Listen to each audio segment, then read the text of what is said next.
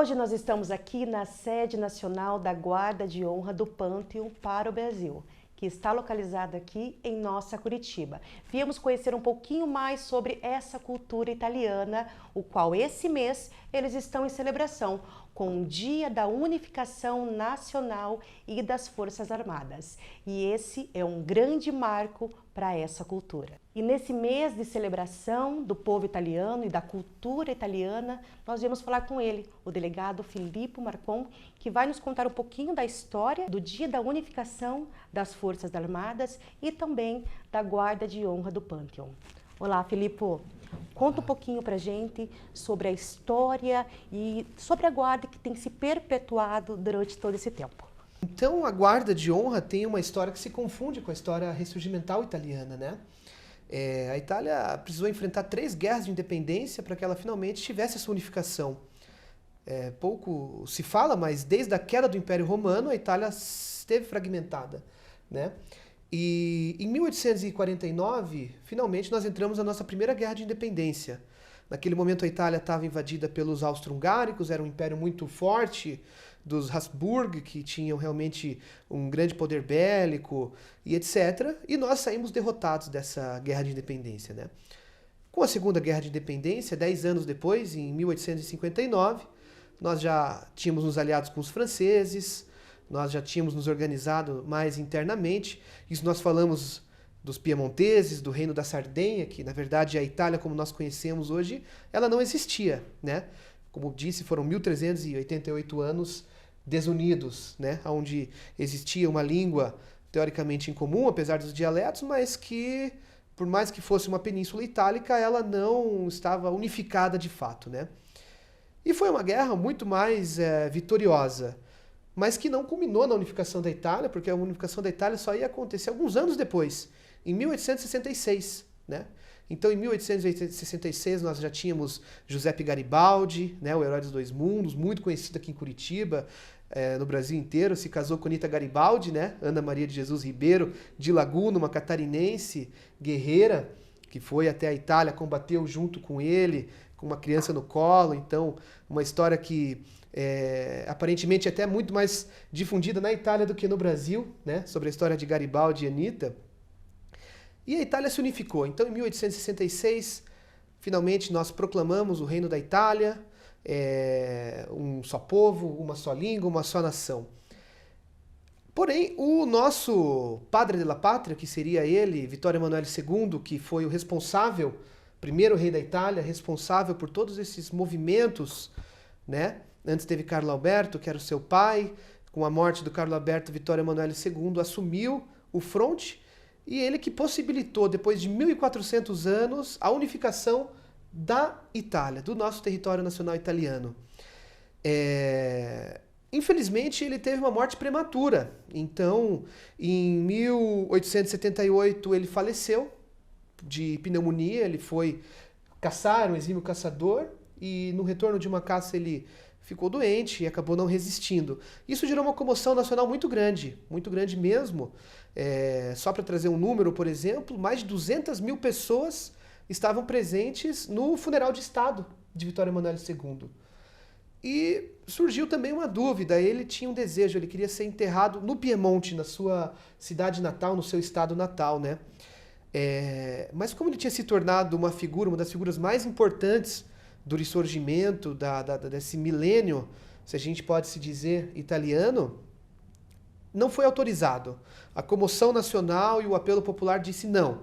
Vittorio Emanuele deve ser sepultado em Roma, porque aqui se tornou a capital da Itália finalmente. Antes eram os estados papais, já tinha se tornado Roma, do Reino da Itália, capital do reino.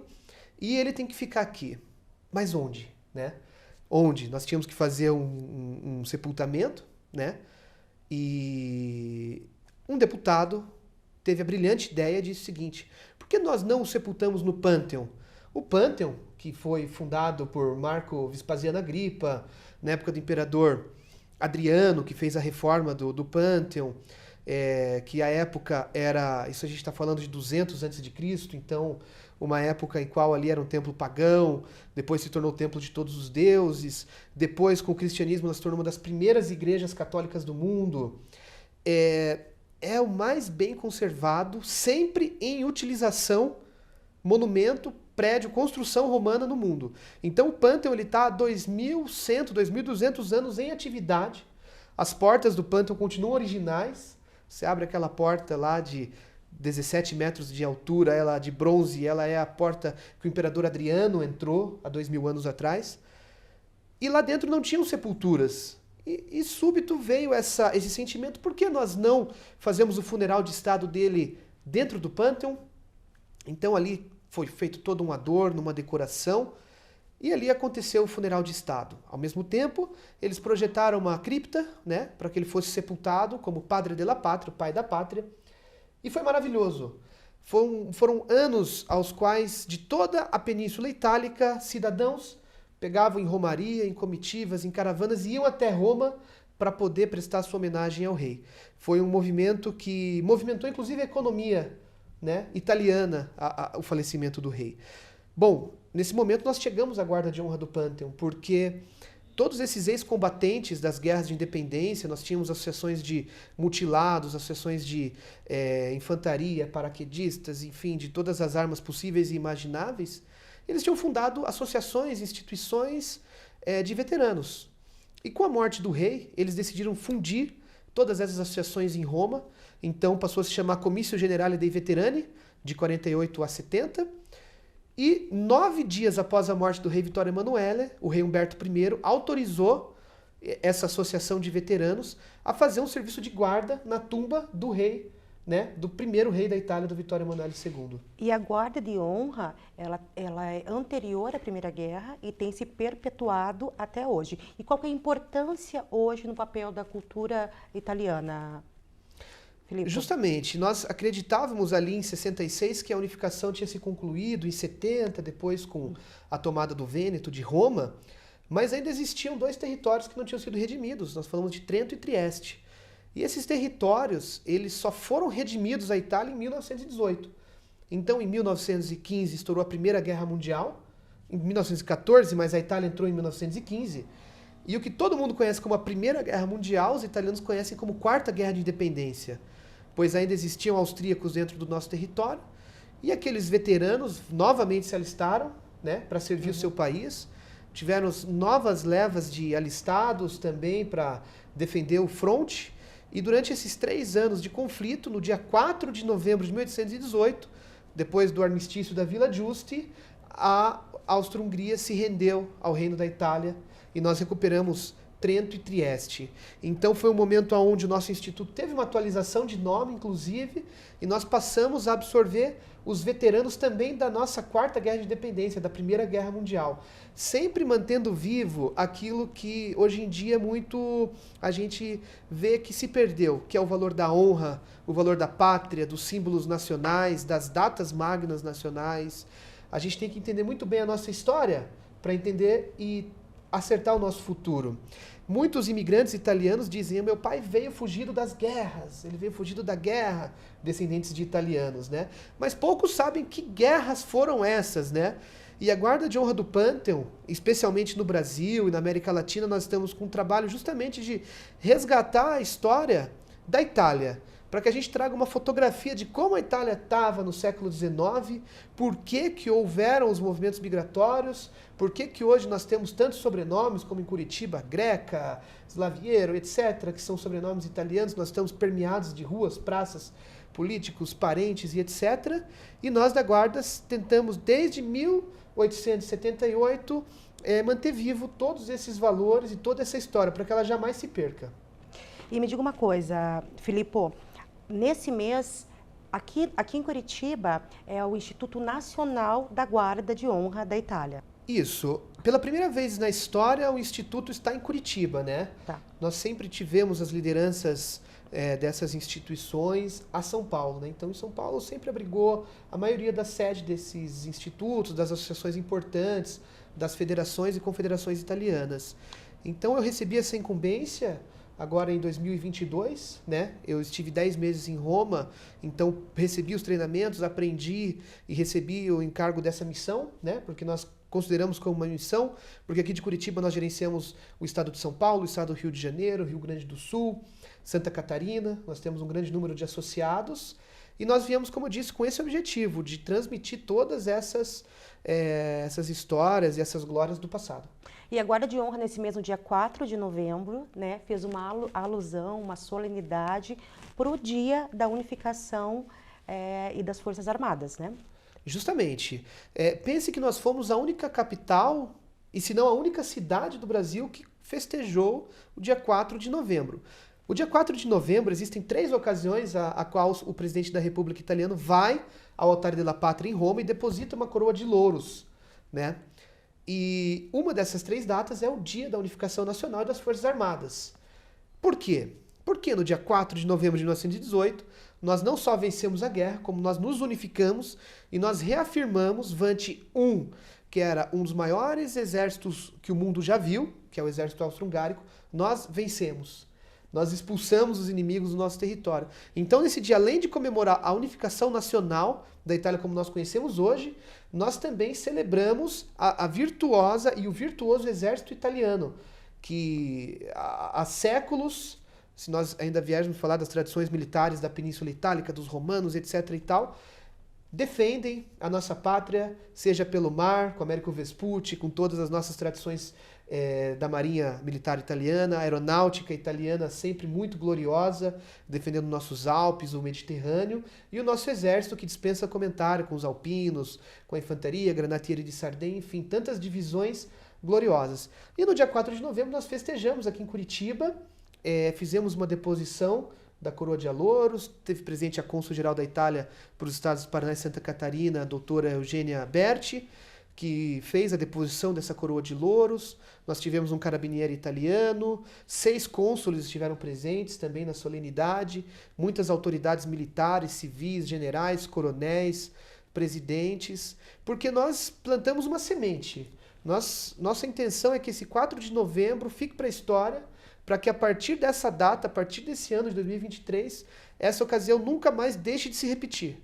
Nós queremos que ela entre para os anais da italianidade, da cultura italiana do Paraná, do sul do país e, por que não, do Brasil inteiro. O trabalho é um trabalho diário, né, com uma comunidade italiana, né? Sim, justamente. Nós tentamos trazer um prisma um pouco diferente do que já se via anteriormente, né? Porque nós também vemos que muitas associações italianas não se frequentam, existe uma rivalidade entre, mas eu sou vêneto, você é siciliano, qual é o melhor vinho, qual é o melhor time, qual é a melhor colônia, qual é o melhor grupo folclórico, etc. E nós tentamos vir com um quê de diplomacia para trazer para todos nós, e Fratelli d'Italia, que nós somos irmãos, nós viemos da mesma terra, nós combatemos as mesmas guerras, então nós aqui temos que nos unir em torno de um ideal maior, e que nós devemos agradecer e louvar a memória de todos aqueles que atravessaram o Atlântico em um barco a vapor, passaram 26 dias, se tivessem sorte, no oceano para chegar aqui no Brasil, sem documentação, para desbravar terras inóspitas, com uma língua inóspita, uma língua desconhecida, e que hoje, graças a Deus, nós carregamos essa carga, a comunidade carrega essa carga. Então nós não queremos entrar em nenhum tipo de... A Guarda vale dizer que ela é patriótica, apolítica e apartidária. Então nós não nos manifestamos sobre o momento político que a Itália está vivendo, nós não nos manifestamos sobre se nós preferimos a monarquia ou a república, se nós preferimos o partido X ou Y, porque o nosso compromisso é com a história e o principal, com a informação do cidadão, para que ele cada vez mais se nutra de informações, para que a gente consiga ser cada vez mais unidos dentro do nosso círculo de italianidade, né? E pasme, nós estamos tendo, pela primeira vez na história, uma grandíssima adesão de jovens ao Instituto, que nos mandam e-mail, principalmente em Roma, que vão ao Pânteon, que querem perguntar sobre quem é esse que está sepultado aí? Por que vocês estão aqui fazendo um serviço de guarda? O que aconteceu? Então nós estamos sentindo que o trabalho de uma instituição que está há 145 anos, ela é a instituição de combate à arma mais antiga em atividade na Itália, ela está surtindo efeito. E esse trabalho também tem sido difundido para os imigrantes ou dentro do Brasil? Como é que funciona esse aporte da Guarda de Honra para o povo italiano, Filippo? Bom, nós assumimos essa missão agora, eu estive de retorno ao Brasil agora em junho. Então nós pegamos esse segundo semestre de 2023 para organizar os projetos em todo o território brasileiro, para que em 2024 a gente possa fazer um dos nossos projetos está ligado ao intercâmbio de jovens. Por exemplo, hoje nós estamos aqui no Instituto Dante Alighieri, que é uma espécie de franquia que existe no mundo inteiro, onde são ministrados cursos de italiano e de cultura italiana. E nós estamos criando um projeto entre o Dante Alighieri e a Guarda de Honra do Pantheon e o Rotary Club para fazer intercâmbio de jovens que vão ir à Itália, poder estudar lá, ser hospedado na casa de um rotariano ou de um guarda de honra, e italianos que estão agora se predispondo a vir ao Brasil. Também em 2024 vão entrar as nossas ações de palestras, onde serão ministradas mensalmente palestras sobre temas diversos, sobre a Primeira Guerra de Independência, sobre a Segunda, sobre Giuseppe Garibaldi, movimentos migratórios, para que a sociedade, a comunidade italiana vá se nutrindo de informação no decorrer do próximo ano e do próximo ano e assim consequentemente. Então o nosso projeto ele vai ter um start agora em 2024 em todo o território nacional e ele vai se basear principalmente nos jovens e na história verdadeira, na transmissão de conhecimento. Então nós podemos afirmar que a Guarda de Honra do Pantheon, né, é um marco, tem um papel incrível durante toda a história e também é um pedacinho da Itália aqui na nossa Curitiba. Com certeza. Nós não podemos mensurar e nem dizer o quão estamos contentes de saber que a Guarda está finalmente em Curitiba aqui. Porque nós sabemos, São Paulo é maravilhosa, etc. Mas aqui nós temos um calor, nós temos um amor, eu de filho de Curitiba, né? E para Curitiba também é uma coisa muito importante, porque a Guarda de Honra, ela atua desde 1990 sob a supervisão do Ministério da Defesa italiano. Então ela é um órgão oficial, ela é um órgão que tem o seu estatuto aprovado pelo Ministério, ele já é visto como ente moral desde 1911 por um régio decreto. E essa associação está em Curitiba, esse Instituto Nacional está em Curitiba hoje, respondendo diretamente a Roma. Nós não temos intermediários, nosso comandante Hugo Datri é capitão de guerra e mar, nós somos sempre presididos por um militar de alta patente, né? Embora eu seja civil, mas cumpri os requisitos para que pudesse assumir essa missão.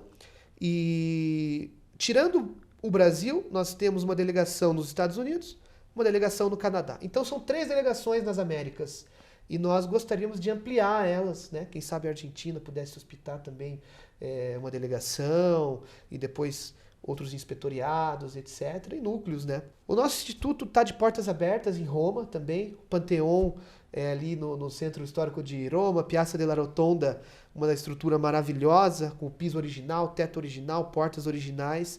Estará sempre de portas abertas para todos os espectadores, também todas as pessoas de descendência italiana, polaca, ucraniana, porque nossa história se confunde um pouco com a história europeia, da unificação europeia, de um período onde ali, pós-Napoleão, que deixou tudo bagunçado, as coisas foram se organizando, e o nosso instituto está de pé justamente para isso, para manter viva essa história. E diante desse mês incrível, a Guarda de Honra do Pantheon está localizada aqui, na Westfalen 15, e a sede nacional está de portas abertas, né, Filippo? Com certeza. Nós estamos aqui hospitados pela Dante Alighieri, né, que nos recebeu de portas abertas, e a gente pode, justamente através dos mais jovens, porque aqui nós são ministrados cursos de italiano, nós temos um afluxo da comunidade e as portas estão abertas, tanto para quem quiser fazer um curso de italiano, se aprofundar, ou saber um pouquinho mais sobre a história da Guarda de Honra do Pantheon, a atividade histórica dela na Itália, a atividade da nossa delegação nacional aqui no Brasil,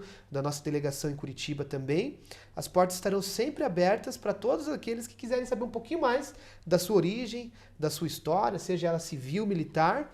E é isso. Muito obrigado. Eu que agradeço, Filippo. A Guarda de Honra do Pantheon está de portas abertas e espera vocês.